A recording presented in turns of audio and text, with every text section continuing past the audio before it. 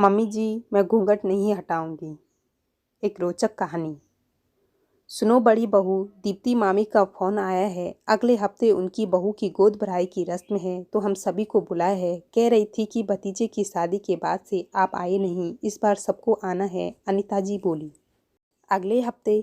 पर मम्मी जी, अगले हफ्ते तो बच्चों की वार्षिक परीक्षाएं हैं, तो मैं कैसे जा पाऊंगी। आप सब चले जाइएगा और सौम्या देवरानी को भी ले जाइए। इस बार 2 साल हो गए शादी को, पर अभी तक गई नहीं मामी के यहाँ। हाँ ठीक है, छोटी बहू को ही ले जाती हूँ। छोटी बहू, अनिता जी आवाज़ लगाती है। जी मम्मी जी। सुनो छोटी बहू, अगले हफ्ते दीप्ति मामी के यहाँ चलना है, तो तुम अपनी तैयारी कर लेना। और सुनो, उनके यहाँ चलना है तो लंबा घूंघट लेना। मेरे मायके में सारी बहुएं घूंघट करती है। तुमसे तो ढंग से सिर पर पल्लू भी नहीं लिया जाता। हरदम माथा उघाड़े पूरे घर में घूमती रहती हो। न ससुर का लिहाज है और ना ही जेठ का। सास की तो कोई गिनती ही नहीं। समझा समझा कर थक गई हूँ कि ससुराल में बड़ों के सामने घूंघट लिया करो, उनका सम्मान होता है। मगर नहीं, तुम्हें तो अपनी मनमर्जी करनी है। बड़ी बहू को देखो, आज भी सिर में पल्लू न सरकता उसका। और एक ये महारानी है कि सिर पर पल्लू टिकता ही नहीं। अनिता जी का पल्लू पुराण एक बार फिर चालू हो गया और सौम्या अपना पल्लू संभालती हुई जी मम्मी जी कहती हुई फिर से अपने काम में लग गई। गोद भराई के दिन सभी जाने के लिए तैयार हो गए। सौम्या भी तैयार होकर आ गई।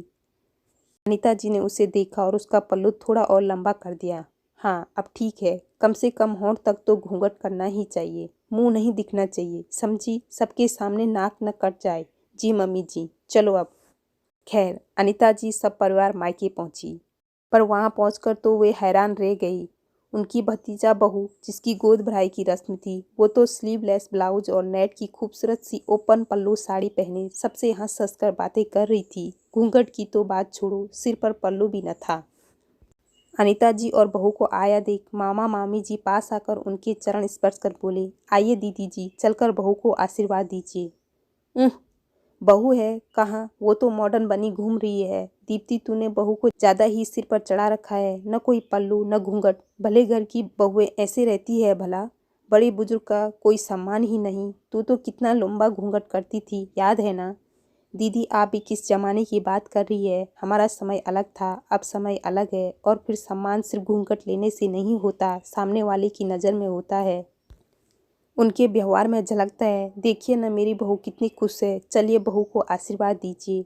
हाँ तुम चलो, हम आते हैं। छोटी बहू, तुम भी घूंघट हटा दो। जब कोई बहू ना किए हैं तो तुम भी मत करो।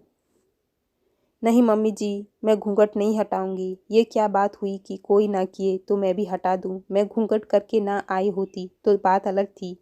अब जब मैं यहाँ आ गई हूँ, सबको देखकर मैं भी घूंघट हटा दूं, ये मुझसे ना होगा। मैं ऐसे ही ठीक हूँ। तूने तो सास की बात न मानने की कसम खा रखी है। अनिता जी बोले।